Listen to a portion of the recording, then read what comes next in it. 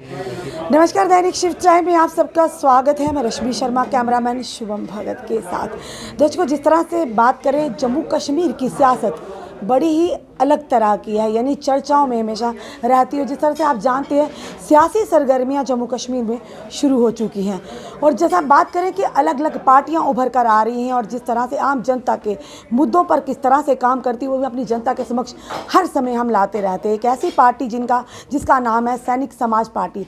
सैनिक नाम सुनते ही कहीं ना कहीं हमारे दिल से ये बात निकलती है कि सबसे पहले अपने उन जवानों को सल्यूट करें जिन्होंने हमेशा अपने देश की रक्षा के लिए, देश के लोगों की रक्षा के लिए अपने प्राणों की आहुति दी और अभी भी सरहदों पर अपनी जान को हथेली पर लेकर अपने परिवार से दूर हमेशा हमारी सुरक्षा के लिए तत्पर रहते हैं, और उन्हीं की बदौलत हम अपने घरों में चैन की नींद सोते हैं। दर्शकों, एक ऐसी पार्टी और ऐसे कैंडिडेट से आज हम आपको मिलाने जा रहे हैं। सैनिक समाज पार्टी की तरफ से आज यहाँ पर प्रेस वार्ता की गई और उन्होंने अपने चीफ मिनिस्टर कैंडिडेट को अपनी जनता के समक्ष रखा। बताना चाहेंगे आपको लेफ्टिनेंट जनरल PS मेहता, जो कि रिटायर्ड डिप्टी चीफ है इंडियन आर्मी से। एक बहुत बड़ी बात है, पढ़े लिखे और ऐसे व्यक्ति जिन्होंने देश की सेवा तो की और उसके बाद अब जनता की सेवा करते हैं सैनिक समाज पार्टी के, यानी कि घर बैठना मंजूर ही नहीं, चाहे आर्मी में हो चाहे रिटायर होकर, हमेशा यही सोच रहती है कि देश की रक्षा करनी है, देश के लोगों की किस तरह से सेवा करनी है। सबसे PS मेहता सर, सबसे पहले आपका बहुत बहुत स्वागत है। थैंक यू मैडम, बहुत बहुत धन्यवाद आपका। सर, आपको एज ए सैनिक समाज पार्टी की तरफ से as a chief minister candidate आपको अनाउंस किया, जनता के समक्ष लाया। आप क्या विजन रखते हैं खास करके जम्मू के लोगों के लिए? मैडम, ये एक बहुत बड़ा ओहदा मेरे को सैनिक समाज पार्टी ने नियुक्त किया है, जिसके लिए ये बहुत एक कठिन काम है, मगर 40 साल फौज की नौकरी में की है, बहुत कठिनाइयाँ देखी और इस ओहदे तक राइज़ किए हैं हम जानते हैं एडमिनिस्ट्रेशन क्या होता है और गवर्नेंस क्या होता है, क्योंकि हमारी वेरियस सीढ़ी जो हमने चढ़ी है, as brigade commander, divisional commander या कोर कमांडर, हम स्टेट गवर्नमेंट्स के साथ काफ़ी तालमेल रखते थे और हमें इन चीज़ों का अंदाज़ा है और मालूम है कैसे चलती हैं। तो ये जो ओहदा मुझे दिया है सैनिक समाज पार्टी ने, इसको पहली बात तो जब तक हमारे साथ आवाम और जम्मू के लोग खासकर हमें सपोर्ट करेंगे और हमारा साथ देंगे, वो हमें सक्सेसफुल बनाएगा अपने मिशन में। इसके अलावा जैसे आपने पूछा हमारा विज़न क्या है, हमारा विज़न बड़ा सरल है, बहुत सिंपल है कि हम चाहते हैं जो पिछले 73 ईयर्स से जम्मू कश्मीर के अंदर डिस्क्रिमिनेटरी पॉलिसीज़ चली हुई हैं, कश्मीर सेंट्रिक पॉलिटिकल एजेंडा रहा है, इन चीज़ों को हमने निकालना है।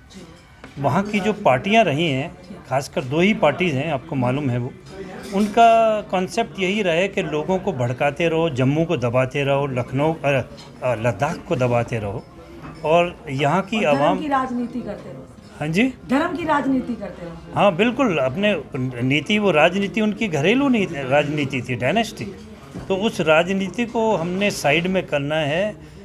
जम्मू के प्रोविंस के लोगों को ये बड़ा क्लियर कट बताना है कि हम पीछे नहीं रह सकते। आफ्टर ऑल ये महाराजा गुलाब सिंह, महाराजा हली सिंह की स्टेट रही है और एक हिंदू स्टेट है, तो इसमें जो डिस्पैरिटी है पॉपुलेशन की या डेमोग्राफिक पैटर्न की, वो जो बदलाव जम्मू के अंदर पिछले 10-15 साल से चल रहा है, डेमोग्राफिक चेंज का, रोहिंग्याज यहाँ पे ला के बसा दिए गए। हमारा एम है कि इन चीज़ों को बिल्कुल साफ़ किया जाए, जो लोग जो डोमिसाइल सेट यहाँ के नहीं है और उनको बसाया गया, उनको यहाँ से हटाया जाए। जो लैंड ग्रैब किया है इन्होंने रोशनी एक्ट के नीचे और लोगों की ज़मीनें भी खा गए, इन सब चीज़ों को रिवर्स करना है ताकि किसी का नुकसान ना हो और जम्मू प्रोविंस उतना ही ऊपर उठे, कश्मीर के बराबर भी नहीं, कश्मीर से ऊपर जाएंगे। तो ये हमारा बेसिक पॉलिटी का विज़न है कि हम सबका साथ देंगे, सबका विकास होगा और सबका विश्वास, जैसे हमारी नेशनल थीम है, हम वो चाहते हैं विश्वास बने और हम एक non corrupt, non discriminatory policies हमारी ना रहें, बिल्कुल ट्रांसपेरेंट हमारी पार्टी है और ट्रांसपेरेंट हमारी पॉलिसीज़ होंगी, हम जम्मू को आगे बढ़ाएंगे। PS मेहता सर, एक सवाल पूछना चाहूँगी, एक सियासतदान के लिए अनुशासन कितना ज़रूरी है? क्योंकि आप जिस ओहदे से रिटायर होकर हैं, जिस कैटेगरी से आप रिटायर होकर हैं, डिफेंस से आप रिटायर होकर हैं, अनुशासन बहुत ही महत्वपूर्ण चीज़ है वहाँ पर। तो आप क्या सोच विचार रखते हैं कि एक सियासतदान के लिए भी अनुशासन कितना ज़रूरी है? मैडम, बिना अनुशासन के कोई भी सियासत नहीं चल सकती। अगर आप अपनी हिस्ट्री में नज़र डालें तो बड़े बड़े महाराजा राजा फेल हो गए और वो हार गए क्योंकि उनका अनुशासन गलत हो गया था।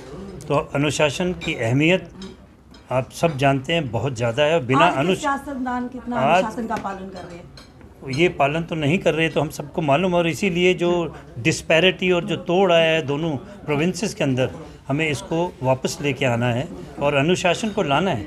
और हम लोग आज सब ये सोच रहे हैं कि जो गवर्नर रूल चल रहा है लेफ्टिनेंट गवर्नर साहब के नीचे, कि इसको कम से कम 5 साल तो चलने दो, ताकि ग्रास रूट के ऊपर जो डेवलपमेंट स्टार्ट हुई है, जो पैसा जा रहा है, जो डेवलपमेंट की पॉलिसीज जा रही हैं, वो ग्रास रूट से panchayat, block, district development councils यहाँ से ऊपर उठे, और तब जाके जब जड़ पकड़ेगा हमारा पेड़, तब वो फूले फलेगा। जी, धन्यवाद सर, आपका हमारे साथ जुड़ने के लिए बहुत बहुत शुक्रिया सर। करण पठानिया सर, आप क्या कहना चाहेंगे? देखिए, दिस इज मिनिस्ट्रियल कैंडिडेट हाँ, के लिए देखिए सर को अभी किस तरह से जम्मू के लोगों का विश्वास जीत पाएगी आप और आपकी पार्टी? रश्मि जी, सबसे पहले अगर हम पॉलिटिक्स की बात करें, इसके अंदर नई पार्टी के लिए बहुत ज़्यादा प्रॉब्लम है।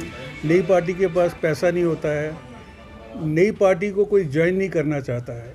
तो ये एक बहुत ही, जैसे मेहता साहब ने बोला, बहुत ही दुष्कर और कठिन काम है, लेकिन हम कटिबद्ध हैं इसके लिए।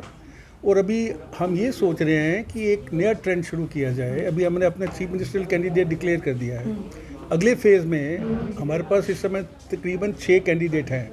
जिस दिन हमारे पास 10 या 12 MLA के कैंडिडेट हो जाएंगे तो हम एक और प्रेस कॉन्फ्रेंस करके आपको इनवाइट करेंगे। आपने कहा कि कठिन है, कहते हैं मुश्किल है पर नामुमकिन नहीं, और आर्मी से जो रिटायर्ड पर्सनल हैं उनके लिए क्या कोई चीज़ मुश्किल? देखिए रश्मि, एक हमारे कहावत है, जब हम कमांडो कोर्स करते हैं उसमें कहते हैं when the going is tough gets going, so we will get going. But उसके लिए हमें आप लोगों की मदद की बहुत ज़रूरत पड़ेगी। आप लोग जो, जैसे media is the 4th pillar of democracy, so we are depending a lot on you. तो मैं भी आपके थ्रू सब लोगों से ये निवेदन करता हूँ कि कृपया आगे आइए, और जम्मू जो रीजन है इसकी हितों की रक्षा के लिए एक नई पॉलिटिक्स के लिए, जो अल्टरनेटिव पॉलिटिक्स हो, इंक्लूसिव पॉलिटिक्स हो, नॉन करप्शन वाली पॉलिटिक्स हो, और गवर्नेंस बेस्ड जो पॉलिटिक्स हो, उसके लिए लोग आएँ और हमारे साथ जुड़ें। हमारा एक मुद्दा ये है कि हम जो अच्छे लोग हैं उनको पॉलिटिक्स में लाना चाहते हैं। अदरवाइज़ अगर आप देखेंगे इस समय हमारी सिचुएशन क्या है कंट्री के अंदर, आपकी लोकसभा के अंदर 43% हमारे जो लीडर्स हैं, लोकसभा के जो सदस्य हैं, they are having a criminal background and serious criminal cases. So we have to start a new politics. And youth को भी मैं आह्वान करूँगा, वुमेन को भी आह्वान करूंगा कि वो हमारे साथ जुड़िए, those who believe in a clean politics, a different politics.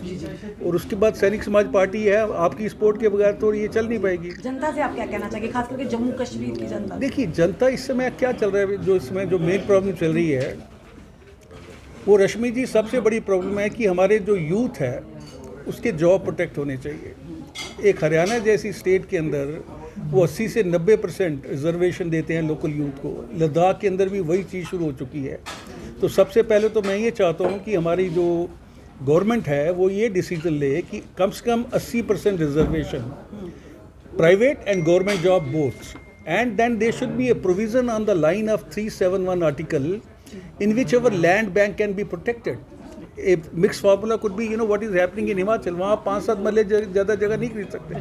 और उसके बाद अभी जैसे ये NHM का केस चल रहा है, डेली वेजर का केस चल रहा है, डॉकिज्म का केस चल रहा है। Government is a welfare state, they should not make the people suffer and save the money के लिए और बड़े जरिए हैं आपके पास। तो ये पॉलिसी जो है ये चेंज होनी चाहिए। एक्स सर्विस मैन, हमारे जो वेटरन्स और उनकी फैमिलीज, उनकी बुरी हालत है।